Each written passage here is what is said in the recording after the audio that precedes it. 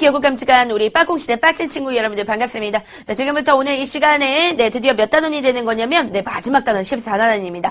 우리가 14단원도 람버쌤과 함께 아주 열심히 달려보도록 할게요. 자, 지금부터 이제 선생님과 함께 이 시장이라는 것에 대해서 공부하고 갈 거야. 자, 시장에 가면 시장에 가면 시장에 갔습니다. 자, 우리 친구들이 시장에 한번 가보도록 할까요? 자, 시장에 갔더니 일단은 누가 있냐면 자, 물건을 팔려고 하는 사람들이 있습니다. 자, 그걸 갖다 우린 뭐라 그래? 생산자라고 우린 그렇게 얘기하죠. 자, 그런데 물건을 팔려고 하는 사람들만 있나? 그렇지 않지. 물건을 사려고 하는 바로 여러분들 어머니나 바로 우리 친구들이 있죠. 자, 이런 사람들이 갖다가 우리가 뭐라고 하는 거야? 소비자라고 얘기하는 거지. 자, 그러니까 시장이라는 것은 바로 뭐냐면 생산자와 소비자가 만나는 곳이다. 자, 이걸 갖다가 우리가 좀 더 전문적으로 얘기를 해본다면 생산자라는 것은 공급이고 그 다음에 자, 소비자라는 것은 수요다. 그래서 공급과 수요가 만나는 곳, 자, 만나는 곳을 우리는 뭐라 그래? 시장이다. 그런데 우리가 시장이라는 것은 꼭 장소의 개념만을 얘기하는 것은 아니죠.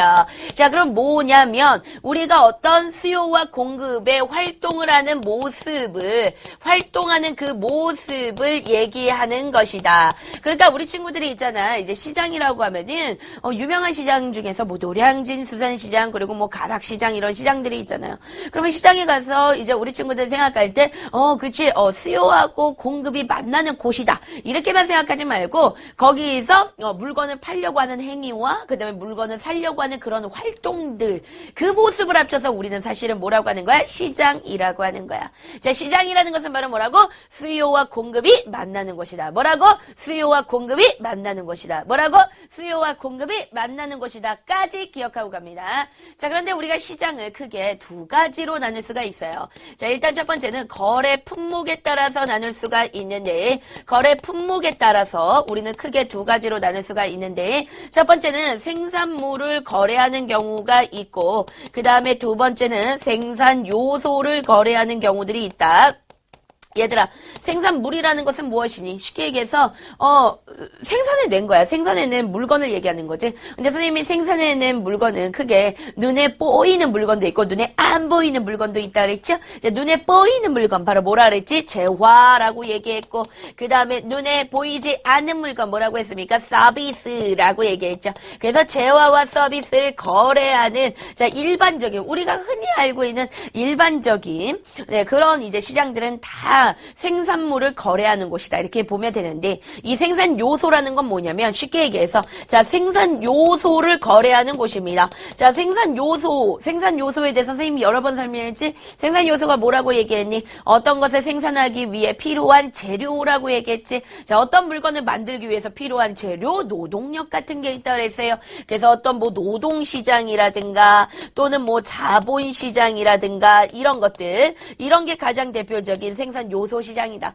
그 노동시장이라고 한다면 여러분들 실질적으로 대표적으로 이제 여러분들이 나중에 이제 뭐 대학생이 되거나 그러면 알바 천국 이런 데 갈 수 있어요.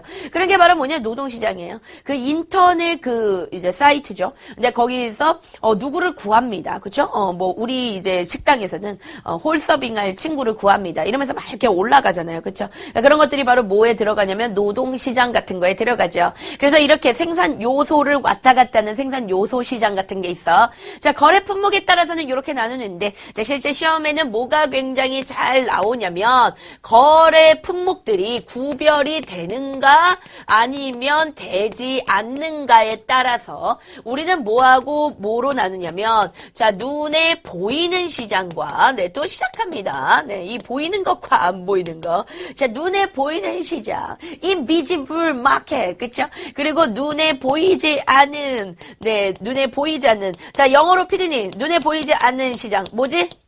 정말 곧 틀렸어요. 알아. 그러니까 눈에 보이지 않는 시장이 뭐냐고. 눈에 보이지 않는 시장 영어로 뭐죠? 옥션. 아, 옥션. 네, 옥션. 잘했어. 진짜 잘했어요. 좋습니다. 옥션. 그 다음에 G? 마트. 아, 마트, G마트. 아, 조금 웨이크 세네. 아, 너무 잘했습니다. 네, 선생님한테 되게 기쁨을 줬어요, 오늘. 자, 그럼 이제 거기 보겠습니다. 자, 구별이 된다는 건 눈에 대한 구별이죠. 그러니까 눈에 이렇게 딱 보이는 것들이 있고, 보이지 않는 것들이 있어요.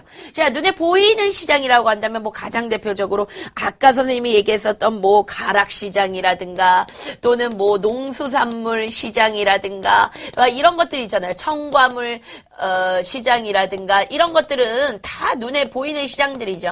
그러나 눈에 보이지 않는 시장들이 있습니다. 자, 눈에 보이지 않는 시장의 뭐 대표적인 거는 뭐 금융시장 같은 것들이 있어요. 금융. 우리가 이제 주식시장 같은 거 있잖아요. 그건 눈에 보이니 안 보이니? 안 보이죠. 그러니까 주식시장 같은 거. 이런 것들은 눈에 보이지 않습니다. 네, 우리 친구들 어머니 아버지가 혹시 주식하는 분들이 있는지 모르겠지만 그 어머니 아버님 만약에 주식할 때 여러분들이 봤으면 그 주식도 이제 시장이 있어요. 마켓이 열린다고 하거든요. 그러면 그때 딱 들어가가지고 내가 원하는 상품을 사는 거예요. 아, 나는 삼성전자 거 사고 싶다. 또는 나는 뭐 현대자동차 거 사고 싶다. 그러면 사는 거죠. 그 사고서는 이제 마켓이 닫아요. 그리고 이걸 내가 팔 수도 있어요. 그러니까 이런 것도 하나의 어떤 형태를 띠고 있나? 시장의 형태를 띠고 있지만 사실은 물건이 막 삼성전자가 왔다 갔다 하는 건 아니죠. 그렇죠?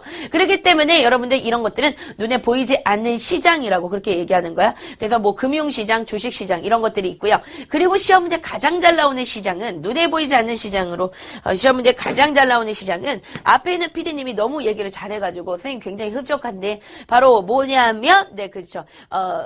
그러니까 뱅킹이 아니라 이거를 전자상거래라 합니다. 그러니까 전자상거래입니다. 전자상거래. 그러니까 전자상거래의 가장 대표적인 게 뭐 액션, 방금 얘기했던 또는 G 시장 네, 이런 것들이 바로 전자상거래죠. 이제 전자상거래의 가장 대표적인 거라고 한다면 뭐 인터넷 쇼핑이나 또는 홈쇼핑 이런 것들이 들어가는데 이제 애들이 생각했을 때 선생님 저가 그거 다 눈으로 다 봤습니다. 보고 산 건데요. 이렇게 얘기할지 모르지만 눈으로는 봤지만 우리가 그것을 손으로 만져본 것은 아니야. 또는 이제 냄새를 맡아보고 샀다는 그런 게 아니에요. 그러니까 실물을 보고 거래했다고 볼 수 없습니다. 그냥 그거는 영상을 보고 피팅 모델이 어울리니까 나도 4 사이즈 이렇게 생각하는 거죠. 그렇죠? 그러니까 전자상거래는 눈에 보이지 않는 시장이다. 시험 문제 1타니까 반드시 꼭 기억하고 가야 됩니다. 자, 그러면 지금부터 이제 선생님과 함께 이번에 뭐에 대해서 알아볼 거냐면 수요와 공급에 대해서 알아보고 갈 거예요. 자, 여러분들 수요와 공급은 이제 오늘 공부하는 내용 중에 가장 중요한 거고 우리가 경제라는 파트를 공부하는 데 있어서 수요와 공급을 모른다면 내가 그냥 경제를 하지 마. 네, 하지 마. 굉장히 여러분들 네, 이렇게 싸가지없게 얘기할 줄 몰랐어. 우리 PD님이 좀 부드럽게 얘기해 주세요. 자, 수요와 공급을 모른다면 어떻게 하라고? 하지마. 네. 좀 더 귀엽게 시작. 안 돼요. 네. 자, 그래서 이제 수요와 공급에 대해서 지금부터 한번 얘기해 보도록 하겠습니다. 일단 첫 번째 선생님과 함께 이제 수요라는 것에 대해서 알아보도록 할 건데, 이 수요라는 것은 바로 이런 거다라고 그렇게 생각하시면 돼요. 네. 미치겠죠, 우리 친구들. 네. 선생님의 섹시함에 이제 돌아버릴 텐데. 수요라는 건 뭐냐면, 원추, 원한다, 이런 뜻이야. 자, 그래서 수요라는 것은 바로 무엇이냐면, 어떤 물건이 있을 때, 물건을 어떻게 하는 거다? 사려는 그때 욕구다, 욕구야. 그렇지? 물건을 사려는 욕구. 그걸 갖다 우리는 수요다. 그렇게 얘기하는 거죠. 자, 여기 비스트 앨범이 있습니다. 선생님은 수요가 올라가겠죠. 아, 사고 싶어. 네, 이런 마음이 들 거란 말이지. 그치? 그래서 물건을 사려는 욕구가 바로 수요. 이렇게 얘기할 수가 있는 거야. 그런데 그때 량이 있어. 그걸 갖다가 우리는 뭐라고 부르냐면, 네, 수요량이다. 그때 량을 뭐라고? 수요량. 이런 거랑 똑같아요. 예를 들어서 비스트 앨범을 안 하겠습니다. 새우깡으로 해보겠습니다. 자, 새우깡이 있는데 요게 하나에 500원이야. 그랬더니 선생님은 500원 좀 싼데? 좋아. 그러면 나는 한 3봉지 사고 싶다. 이런 마음을 가지죠. 그지? 근데 이게 만약에 1,000원이에요. 그러면 좀 비싼데?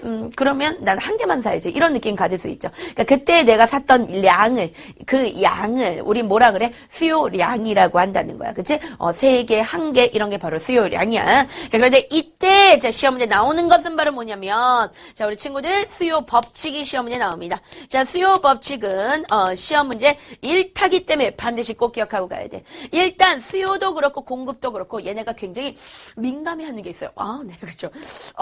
민감해하는 게 있습니다. 얘네는 뭐에 굉장히 민감해하냐면 바로 가격에 민감해하죠. 그죠?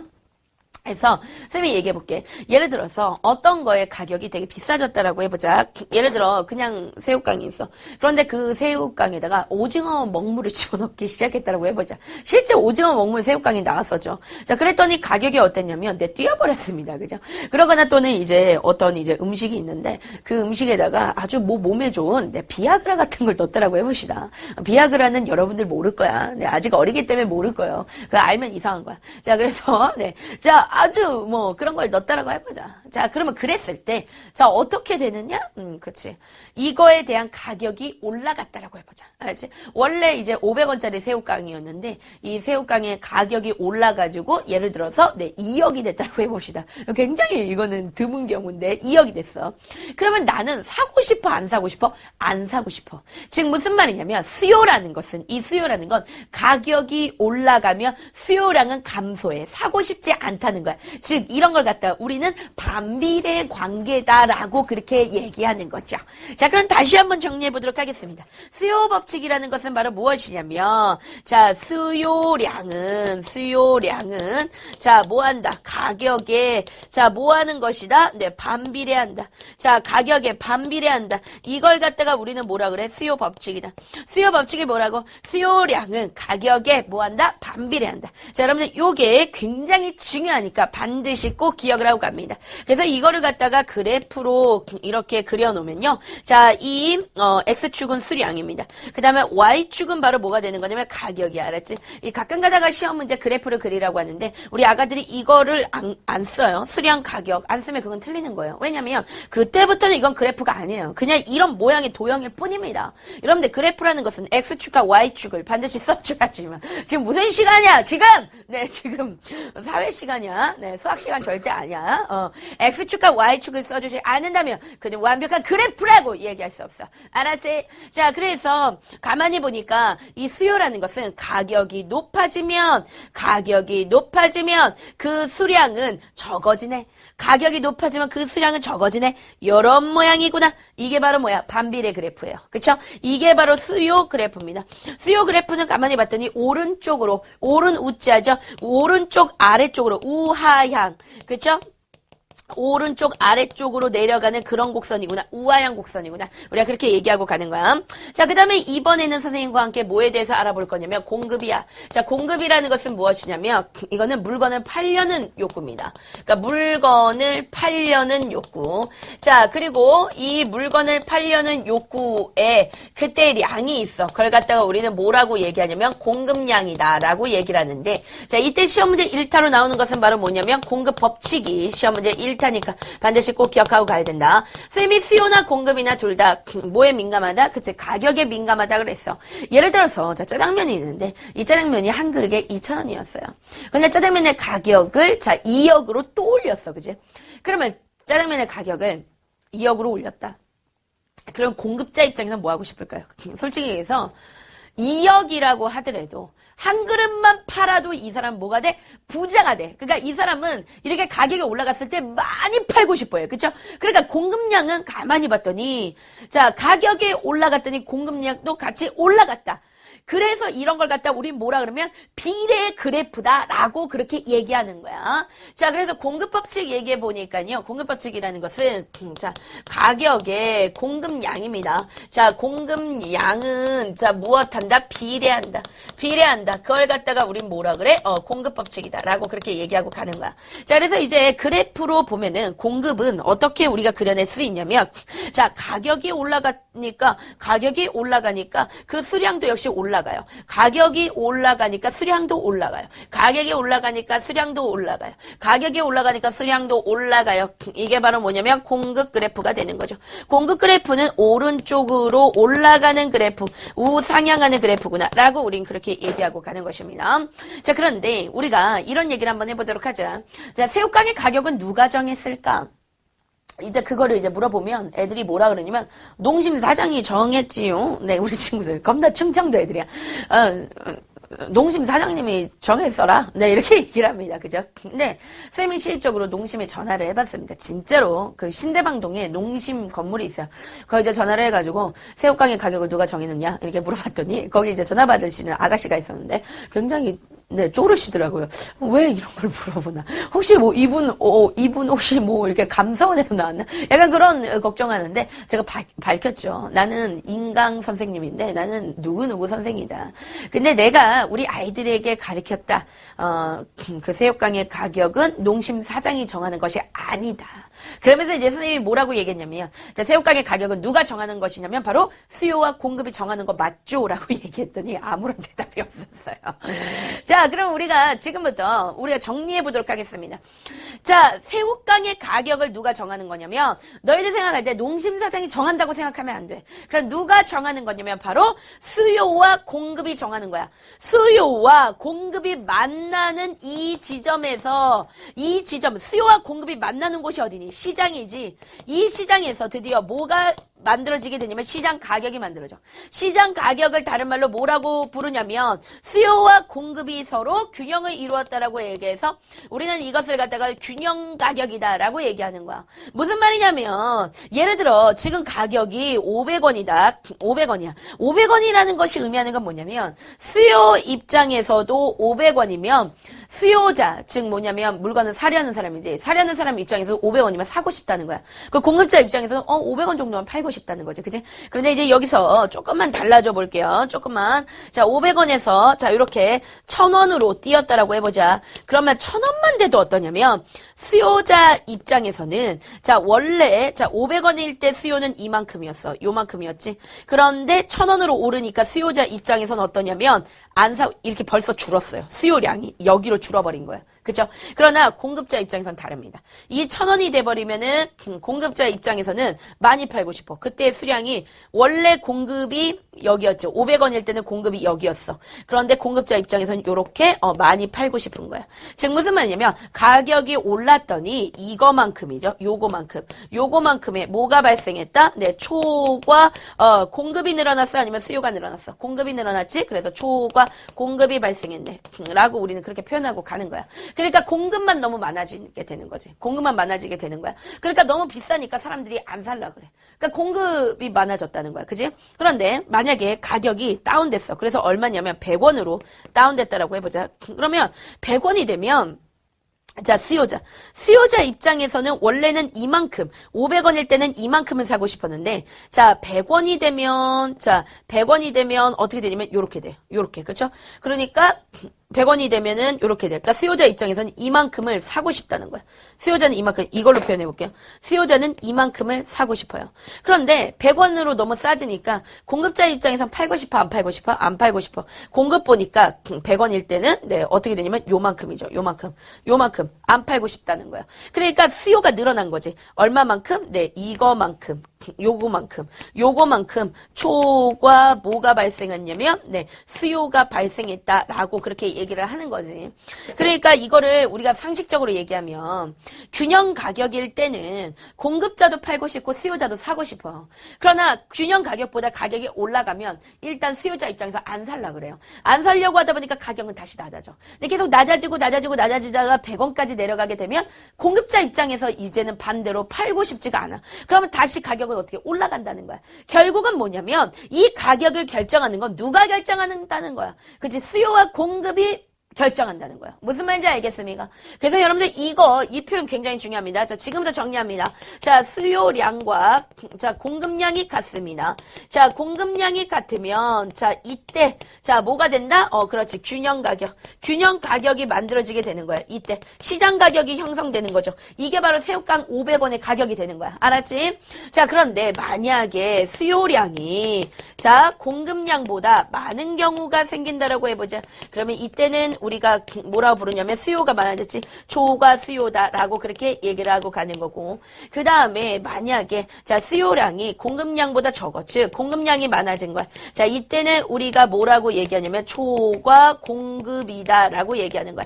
만약에 수요가 너무 증가했어요. 그러니까 초과 수요가 발생했어요. 그러면 가격은 어떻게 될까요? 네, 그렇죠. 올라가게 되겠죠. 그렇죠. 사람들이 많이 원하니까 당연 가격은 뛰는 거야. 그죠? 그지? 그런데 초과 공급, 너무 물건이 많이 나와버렸어. 그럼 이건 빨리 팔아야 돼. 그러면 가격은 어떻게 될 것이다? 그렇지, 내려가게 될 것이다. 그래서 여러분들 요 내용이 시험지에 잘 나오니까 반드시 꼭 기억하고 가는 거야. 자, 이때 선생님이 퀴즈 하나 내보도록 하겠습니다. 자, 시장 가격이 만약에 1,000원이라면 이때는 초과 공급이 일어난다. 그쵸? 맞죠? 맞아요, 틀려요. 맞죠? 초과 공급이 일어납니다. 1,000원이다 보니까 500원에 비해서 가격이 비싸지니까 아무래도 살려고 하는 사람들은 안 살려고 그러고 그 다음에 팔려고 하는 사람들은 많이 팔려고 하다 보니 초과 공급이 발생한다. 그러면 이때 초과 공급은 양이 얼마냐? 이렇게 물어볼 수 있어요. 자, 그러면 이때 그래프를 읽으면 됩니다. 수량을. 예를 들어서 자, 이때. 자, 물건 가격이 1,000원일 때 수요자 입장에서는 수량을 봤더니 20개를 사고 싶어. 20개. 그런데 물건 가격이 1,000원일 때 자, 공급자 입장에서는 몇 개를 팔고 싶나 했더니 네, 100개를 팔고 싶어요. 100개. 그러면 이때 초과 공급은 얼마? 네, 그쵸? 요거에서 요만큼을 빼주면 되겠죠? 그러니까 100에서 20을 빼주면 됩니다. 총 얼마? 80개. 80개가 바로 뭐가 되는 거냐면 초과 공급되었다. 이렇게 표현하는 거죠. 우리 친구들이 조금 어려워할 것 같아서 이거는 마지막으로 한 문제만 더 풀고 가보도록 해볼게요. 네, 우리 친구들이 조금 헷갈려 할 것 같아서. 자, 이번에 우리 친구들이 제일 좋아하는 거 뭐가 있을까요? 네, 비스트 앨범이 되겠습니다. 자, 비스트 앨범을 가지고 우리가 같이 한번 얘기해 볼게요. 가격이, 이제 비스트 앨범이 가격이, 자, 이거 봅시다. 비스트 앨범의 이게 수요 곡선이고요. 그 다음에, 비스트 앨범의 이게 공급 곡선이라고 그렇게 얘기해 봅시다. 자, 균형, 일단은 여러분들 이런 그래프가 나오면 무조건 균형 가격을 먼저 찾아야 돼. 자, 그럼 균형 가격을 먼저 찾았더니 바로 여기야 되는데요. 자, 이거는 얼마였냐면, 네, 15,000원이라고 한번 해보도록 합시다. 15,000원. 15,000원이 균형 가격이야. 알았지? 자, 그런데 만약에 균형 가격보다 떨어졌어요. 자, 그래서 떨어져서 얼마가 되냐면 지금 그래프를 선생님이 좀 못 그렸는데 자, 여기라고 하고 예를 들어 여기라고 그러고 지금 균형 가격이 얼마라고 얘기를 해야 되냐면 예를 들어서 10,000원으로 떨어졌다라고 해보자. 10,000원. 그 이때의 거래량은 선생님이 50이라고 치고 자, 그리고 네, 여기는 20이라고 치고 그 다음에 네, 여기는 네, 100이라고 이렇게 해볼게요. 자, 지금부터 이제 계산해 보도록 하겠습니다. 만약에 15,000원에서 균형 가격이 10,000원으로 떨어졌다. 그러면 이때는 초과 공급일까 초과 수요일까? 자, 정답은 네, 초과 수요가 발생한다는 거죠. 자, 초과 수요가 발생합니다. 왜? 가격이 떨어졌기 때문에 싸졌기 때문에 사람들이 많이 사고 싶어요. 초과 수요가. 그런데 어떻게 초과 수요가 발생하냐면 일단 예전에는 수요자도 50개를 사고 싶었고 공급자도 역시 몇 개를 사고 싶었냐 균형적으로 균형 거래량이 50이었어. 둘 다 50이었지. 그지? 그런데 10,000원으로 떨어지니까 일단 10,000원으로 떨어지니까 수요자 입장에서는 몇 개를 사고 싶냐면 100개를 사고 싶어졌고 그 다음에 공급자 입장에서 10,000원으로 떨어지니까 끼케봤자 20개밖에 안 팔고 싶은 거예요. 그러면 얼마만큼? 네, 이만큼의 뭐가 발생했다? 초과 수요가 발생했다. 그러면 초과 수요는 얼마? 100-20 하면 되겠죠. 그래서 얼마? 80개. 네, 이렇게 딱 계산을 하고 가면 되는 것입니다. 그래서 이런 문제가 나오면 무조건 균형 거래량과 균형 가격을 먼저 찾아야지만 문제를 풀어. 그 다음에 이렇게 해서 선생님하고 문제를 풀면 되는 것이야. 자, 다음 시간에 드디어 우리가 마지막 시간이 되겠네요. 다음 시간에는 선생님하고 그래프를 좀 많이 이동시켜 볼 겁니다. 네, 다음 시간에 보도록 할게요. 자, 친구들 파이팅!